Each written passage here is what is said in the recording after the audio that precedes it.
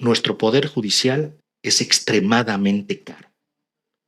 Si comparamos nuestro poder judicial con el de otros países, nos vamos a dar cuenta de que en otras latitudes los jueces, los órganos en su totalidad, no son tan costosos como son en México.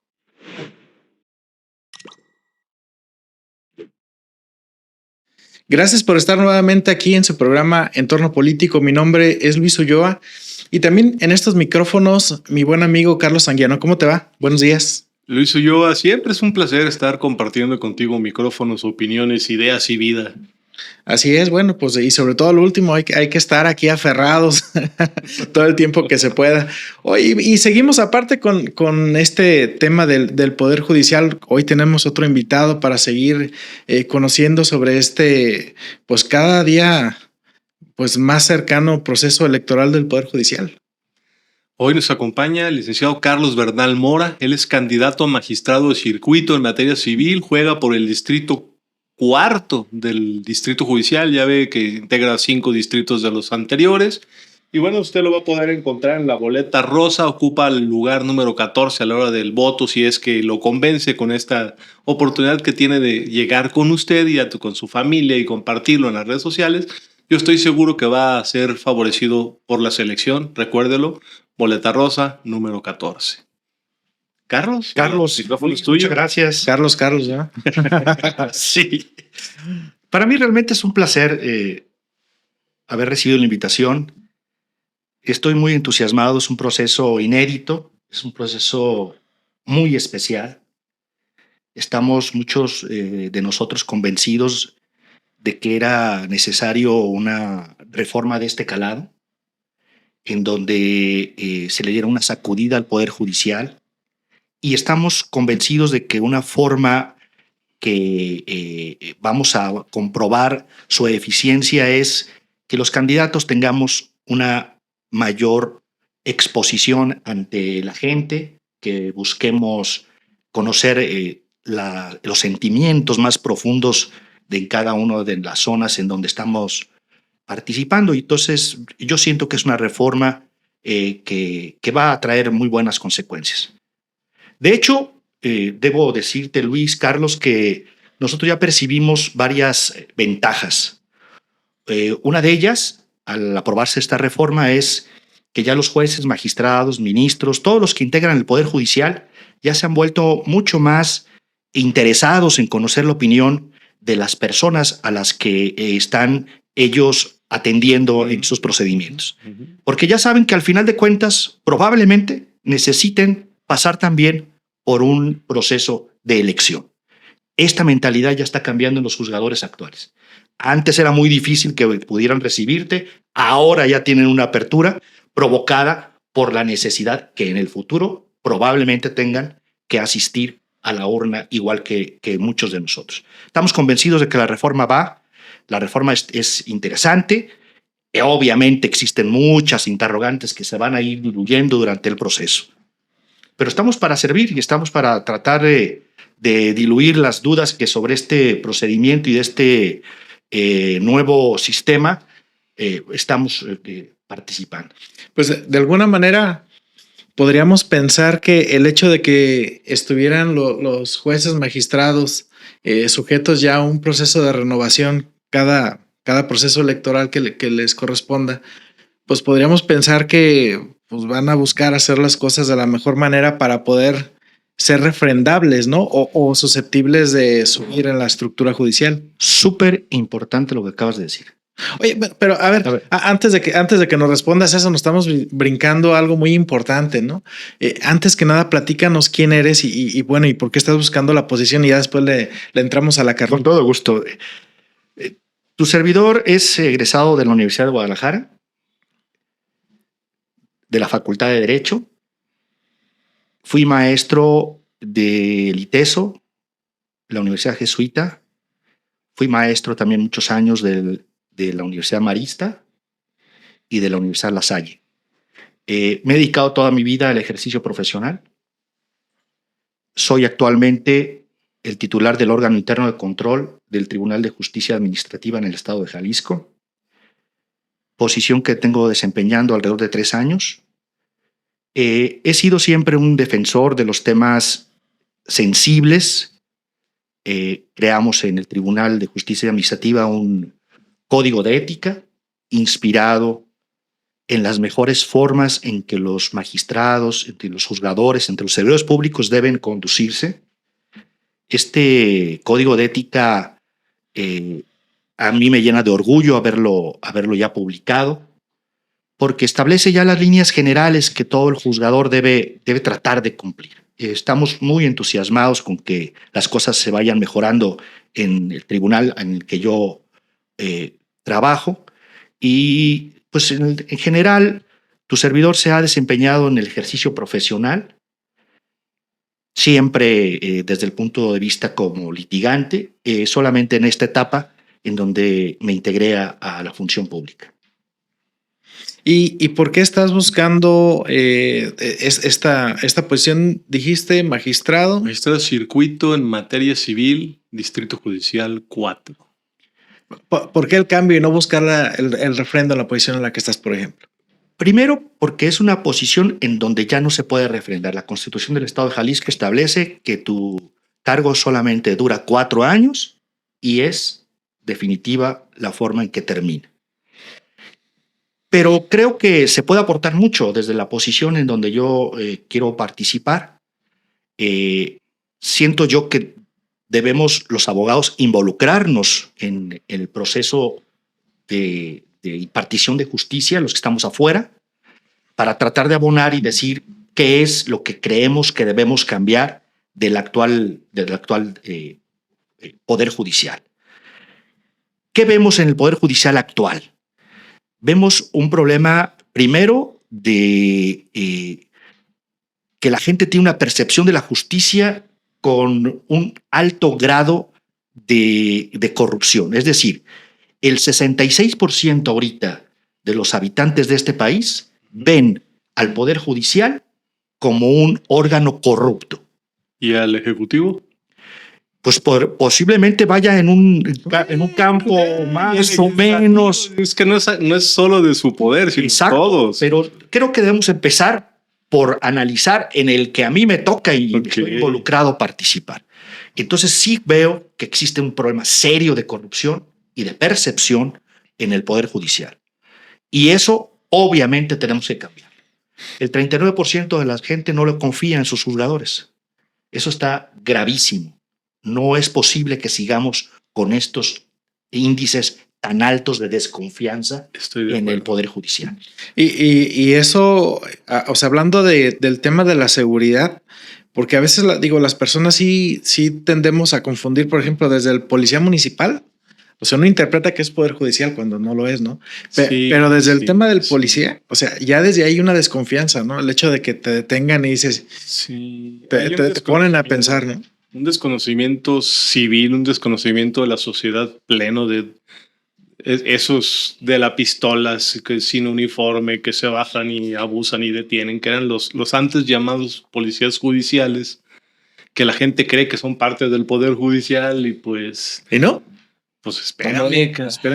Hoy, precisamente para esas confusiones, les cambian el nombre: policías ministeriales, policías de investigación, policías de otra cosa. Son policías, o sea, son otra historia. Pero bueno, la confusión te lleva a... La corrupción es un mal endémico de nuestro sistema político mexicano y hay una serie de consecuencias como el subregistro, el maquillaje de las cifras y eso de que la gente prefiere ya no acudir a denunciar, prefiere arreglarse, un mal arreglo que un buen pleito, dice la voz populi, y intentas evitar lo más que puede llegar a un tribunal, por lo que menciona el candidato, pero también por el asunto de que pues es tardado, es caro, los abogados luego te piden para las copias y otra serie de causales de corajes. Y más bien prefieren arreglarse en lo corto.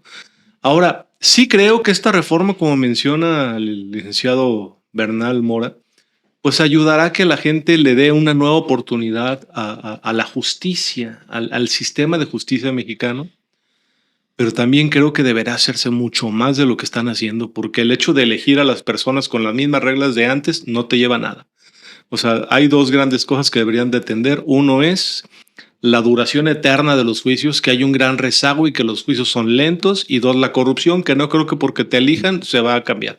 O sea, quizá por ahí la figura de la elección del Tribunal de Disciplina Judicial podría cambiar algo, pero eso que vamos a elegir en esta misma elección ya existía, estaban era parte del Consejo de la Judicatura, de la función, ya estaba realizándose. Entonces, bueno.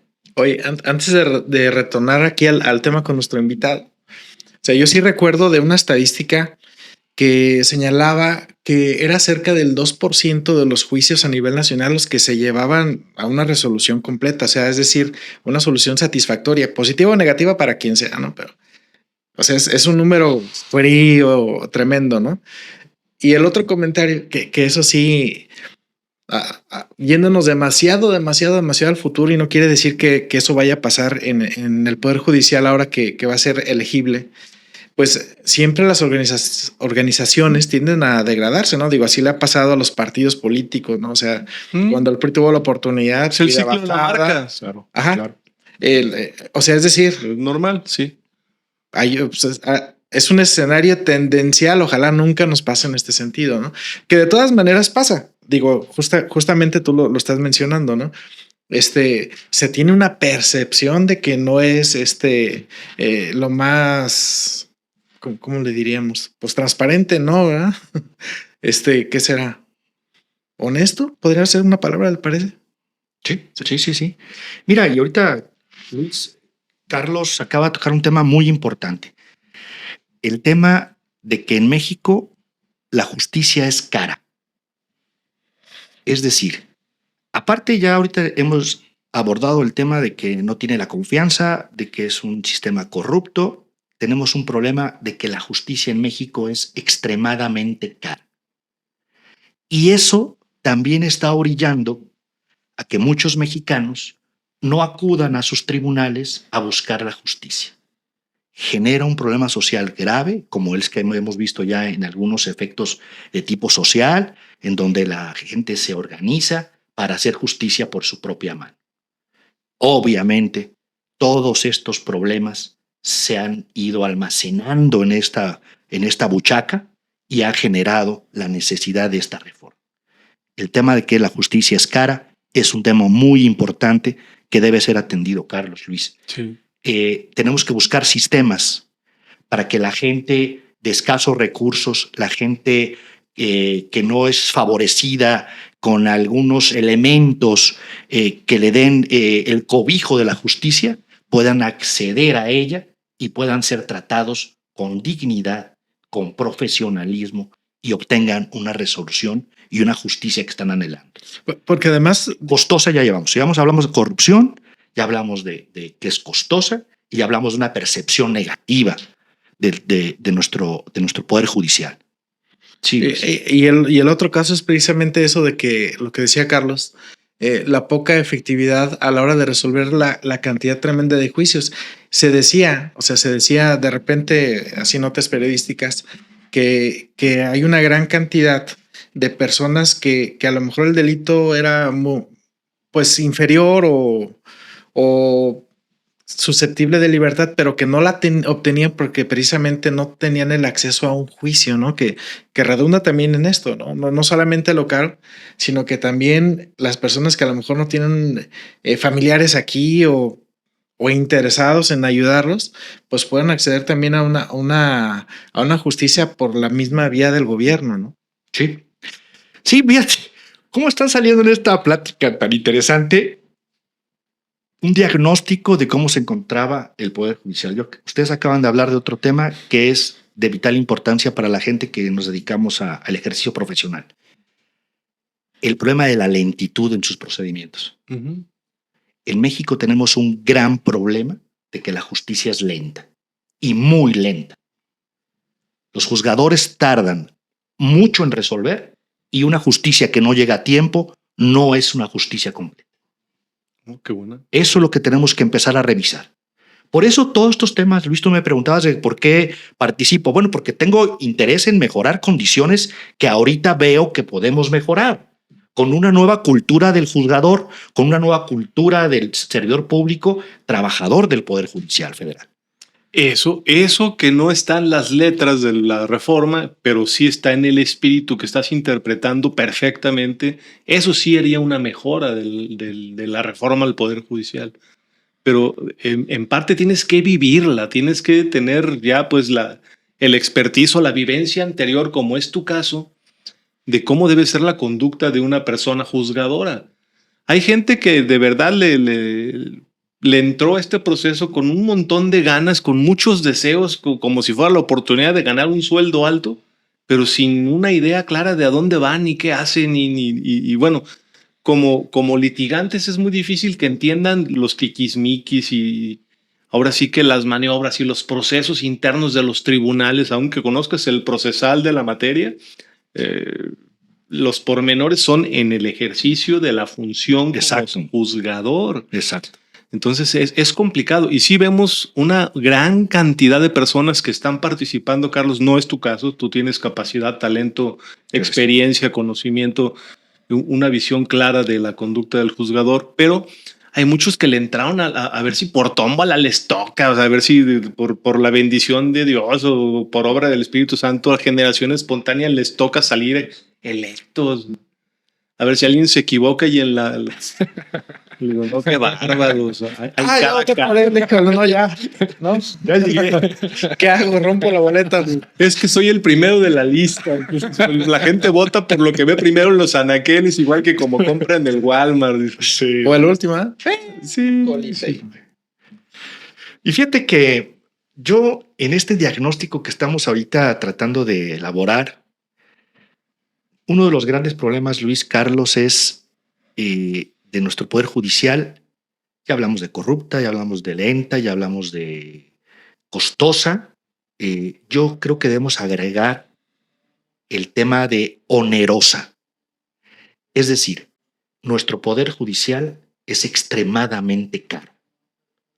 Si comparamos nuestro Poder Judicial con el de otros países, nos vamos a dar cuenta de que en otras latitudes los jueces, los órganos en su totalidad, no son tan costosos como son en México. Y eso creo que la población también se está dando cuenta de lo que gana un ministro, de lo que gana un juez de distrito, de lo que gana un magistrado de circuito, y obviamente también acarreó un rechazo a esa circunstancia para buscar servidores públicos que tengan un salario por lo menos, equitativo al que existen en otras latitudes. Creo que es otro de los temas que también repercutió en el tema de por qué de la necesidad de una reforma al Poder Judicial. Perdón, Luis, sí, pero Carlos. No, y el más importante, digo, todavía falta sumar ese.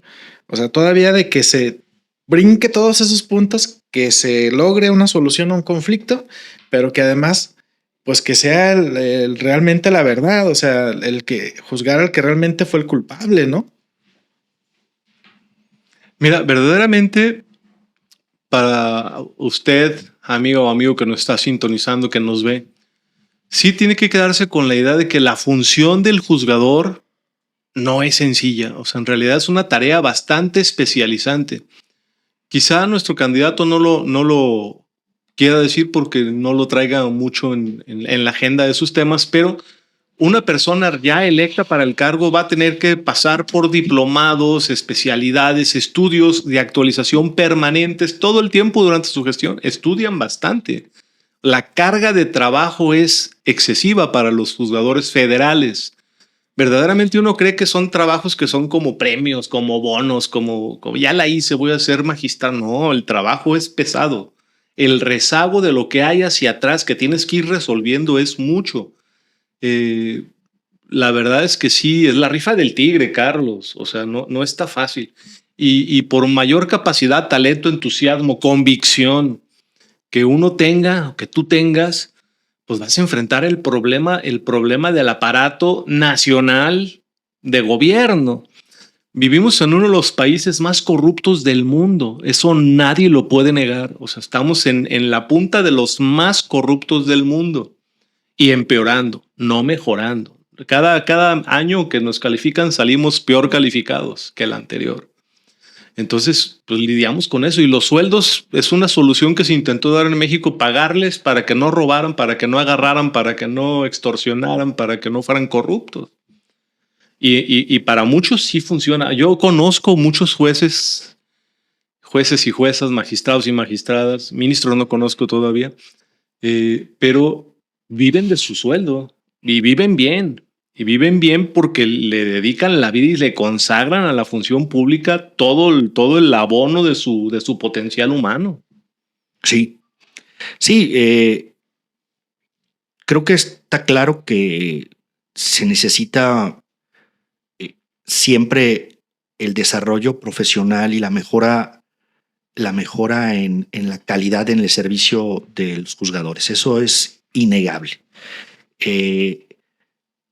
Mucho de esta reforma, mucho de lo que estamos participando, creemos que el hecho de que tengas tu contacto con los vecinos te hace que en el futuro seas un juzgador más sensible, Más humano. más humano a las demandas sociales. En esta mesa está muy interesante porque están saliendo todos los diagnósticos de lo que da como consecuencia la reforma y obviamente las soluciones que se tratan de llegar a alcanzar. Necesitamos un poder judicial más sensible a las demandas de la población. Y creo que bajo este sistema en donde los juzgadores, magistrados, ministros tengan que exponerse ante periodistas, ante la población, ante vecinos, ante organizaciones, ante escuelas, etcétera, etcétera, etcétera, los hace más sensibles de lo que se necesita y de lo que están escuchando, que está fallando. Y no se encierran en un escritorio, en una oficina, pensando que las cosas están muy bien. Los teóricos de escritorio. Sí, salen a la calle y dicen, a ver, la gente está opinando esto de mí, algo está mal. Sí. Algo debe cambiar para que las cosas se mejoren. Entonces, sí, el tema de la falta de sensibilidad en el juzgador, en los juzgadores, creo que debe ser un motivo de reflexión. Aparte de lo que tú comentas con mucha certeza y claridad, que es obviamente el profesionalismo del juzgador. Sí. Y bueno, además quiero pensar que no solamente con hacer el cambio de jueces, magistrados y pues va a conllevar como un cambio de 180 grados, ¿no? O sea, al final el rezago, pues no, o sea, tiene que ver como alguna otra manera de poderlo empezar a mitigar, porque tampoco creo que lo puedan hacer así, se acabó el rezago, ¿no? O sea, va a implicar demasiado trabajo de que pongan, de que lleguen estas nuevas personas. Ojalá sea tu caso. Pero bueno, hijo, de ahí es como decir, y ahora vamos a empezar a deshebrar todo, ¿no?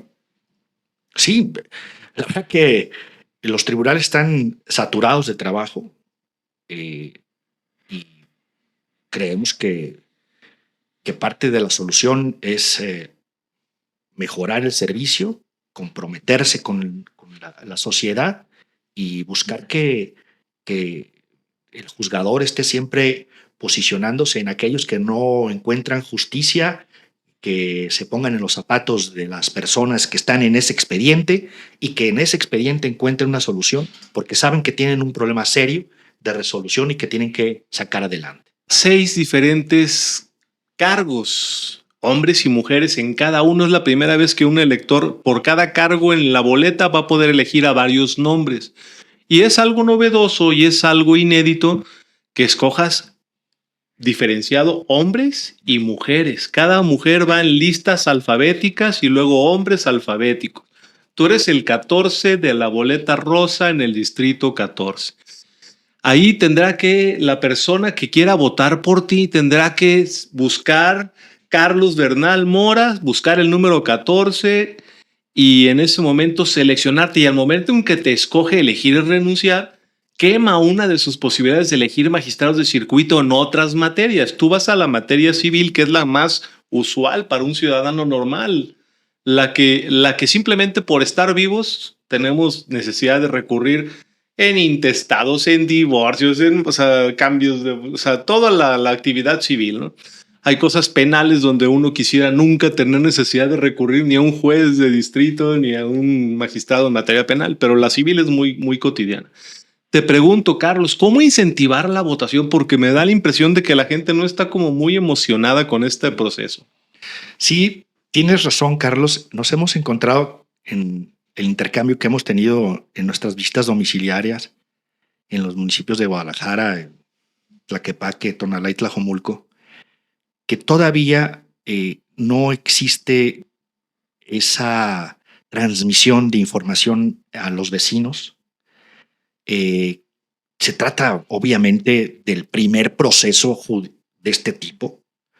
Es un proceso, como acabas de señalarlo, como lo acaban de decir Luis, totalmente inédito. Necesitamos construir una historia en este tema. Necesitamos construirla para que poco a poco nuestra generación, las siguientes generaciones, nos vayamos acostumbrando a un proceso de este tipo. Eso es muy importante. Y lo que acabas de señalar de hombres y mujeres en las boletas tiene también una razón bien interesante.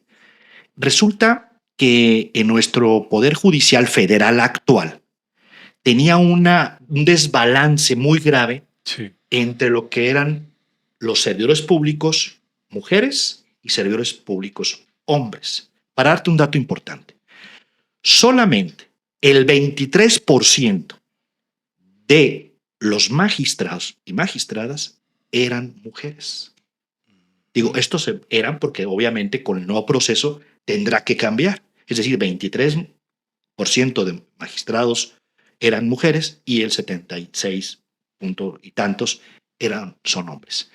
Esto obviamente, con esta formación que acabas tú de señalar en la boleta, pues se intenta que exista una paridad entre hombres y mujeres juzgadores. Y así el tema de los jueces y juezas. 37% son mujeres, 62% son hombres. Actualmente, estos datos obviamente los genera el Consejo de la Judicatura Federal. Un desbalance total entre lo que eran hombres y mujeres en relación a la estructura y al ejercicio de la aplicación de la justicia. Cosa que ya no sucede en el Poder Legislativo y tampoco sucede, pues, naturalmente en el Poder Ejecutivo. Solamente faltaba el Poder Judicial que aplicáramos esta regla de paridad. Sí, muy interesante el tema. Ahora, como el otro tema que acabas de señalar, claro, a los ciudadanos les van a entregar 6 boletas.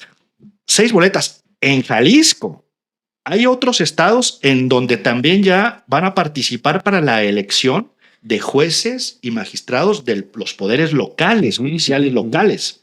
Entonces, aquel ciudadano se va a enfrentar con una multitud de boletas en donde tiene que establecer el número de aquellos a los que quiera elegir y tiene que revisar exactamente qué cargos son para cada uno de ellos. Es decir, magistrados o ministros o ministras de la Suprema Corte de Justicia, Tribunal de Disciplina Judicial, Tribunal Electoral del Poder Judicial, Sala Regional. O sea, es un mundo de información.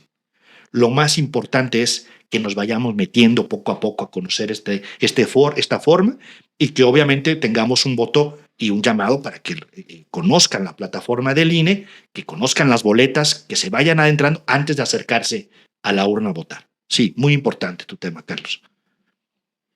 Es que no me imagino, digo, escuchándote la verdad no me imagino. Decían que, bueno, son 6 boletas, ¿no? O sea, ¿cómo le va a hacer a alguien para memorizarse por los números? Me imagino que va a ser un tema de lentes, ¿no? O sea, de que si no ves bien te lleves tus lentes porque montón de nombres. Perdón por el mal comentario.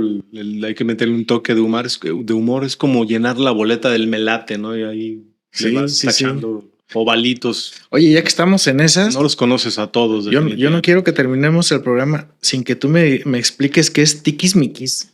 Digo, dijiste... Los tiquismiquis es el arte fino, el ajuste delgado, la parte donde el quehacer que no lo conoces sino hasta que lo practicas, que no es parte de la teoría, sino es parte del ejercicio de la como los puntos práctica. Finos. Sí, es el quehacer. O sea, es así como en la función se generan varias partes que son muy propias del hacer.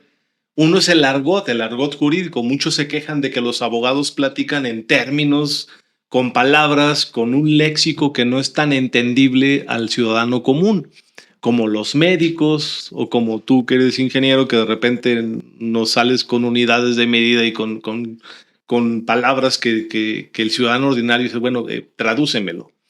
El tiquismiquis es el coser fino, el surcir, el armar, el ejecutar las cosas. No, es que sí, ¿Quién las conoce? El que está ahí. Y ahí sí creo yo que lleva ventaja el que ya está, porque sabe cuánto se tarda en hacer cada cosa, dónde se atora los cuellos de botella del sistema judicial, dónde están las mayores quejas, las mayores denuncias, dónde es donde la gente brinca porque le molesta. Y ya en el ejercicio de la función te encuentras quiénes son los buenos y malos funcionarios que van desde las secretarias, desde los miembros de seguridad que te reciben en las instalaciones judiciales, hasta... Hombre, hasta desde el viene, ¿no? Todo. O sea, ese mismo ya trae la onda, la energía de todos los demás. Porque en la teoría todo está bien. Digo, México es un país hermoso, es un país legalmente muy profundo, muy bien hecho, muy acabado, muy ejemplo de otras naciones en el papel, en la teoría. No, pues el problema siempre ha sido la práctica. La RAE y yo ya podemos dormir a gusto. Sí, ya dije, no vaya a estar así con el ojo ahí brincando. No. ¿Qué quiso decir? 2 minutos de tiquismiquis. Sí. Fíjate que como en esta mesa se han dado cosas muy interesantes. Trajeron a colación otro de los temas que creo que se deben mejorar. La justicia no se está entendiendo. Y me estoy refiriendo a que los juzgadores, en sus resoluciones, en sus acuerdos, no bajan ese lenguaje para que sea entendible. No. Y ese es un problema. Ahorita existe una corriente muy interesante en donde los profesionales del derecho están convocando a que todos tengamos que utilizar un lenguaje que sea fácil de entender para todos. Y eso, aunque es un tema que simplemente lo vemos sencillo, se traduce en muchas cosas positivas, porque aquella persona que va a leer una sentencia la va a entender a plenitud y va a poder ser reflexiva y atender muchas cosas que en su momento ni ganas tenían de leerla. No, y a lo mejor no lo pueden entender. Y eso puede incidir también en el abaratamiento de la justicia, pues, porque si es más clara, ya no ocupas Exacto. el traductor. Exacto. Mira, cuando te dicen que el lenguaje jurídico debe ser liso y llano, ya vamos mal. Ahí ya vamos mal, ¿no? La corrección es complicada de cualquier forma. Bueno, sí. No, ha sido muy interesante lo que se ha platicado en esta mesa porque hemos hecho un diagnóstico muy profundo de lo que pasa en nuestro Poder Judicial. Y obviamente, al conocer lo que está pasando, pues obviamente la propuesta de las mejoras es más fácil. Oye, y pues platícanos tus redes sociales, dónde te pueden encontrar, qué actividades estás realizando en este momento. Sí, mira, estamos recorriendo varias colonias de Tlajomulco, varias colonias de Guadalajara. Mi red social, Facebook, Bernal Mora, ahí me pueden localizar, ahí estoy. Te agradezco mucho, Luis, Carlos. ¿Solamente Facebook? Creo que sí. Bueno, tengo otra, pero no recuerdo ahorita su. ¿No la mandas? Sí, ¿No la mandas? mando para compartirla. Tengo, creo que en TikTok y en Instagram también una cuenta. Ok. Quiero agradecerles, obviamente, la participación. Muchas gracias, Carlos. Muchas gracias, Luis. No, pues al contrario. Yo quiero hacer un apunte, una queja pues a la reforma y a lo limitado que están los candidatos y las candidatas a los cargos a elegirse para autopromoverse. Eso es muy complejo de comprender. Veo la limitación, te veo apegado a la ley, te veo, pues, como bien dijiste, si yo pretendo ser un juzgador, pues debo de acatar la ley, no puedo violentar, no puedo romper, no puedo ir en contra de ello. Pero yo quiero decir que Carlos Bernal lo conozco desde hace prácticamente casi 40 años, es un hombre cabal, es un hombre justo, es un hombre decente, es un hombre honesto, que siempre ha sido trabajador, que es un hombre activo en las causas de la sociedad. Y la verdad que, bueno, yo sí tengo que decirles que yo sí les recomiendo, piénsalo bien a la hora que vote, véalo como una opción, una muy buena opción para elegir magistrado de circuito en materia civil. Distrito 4 judicial, su lugar en la boleta es el 14. Muchas gracias, Carlos. Muchas gracias, Luis. Muchas gracias a ti. Gracias. Hasta luego.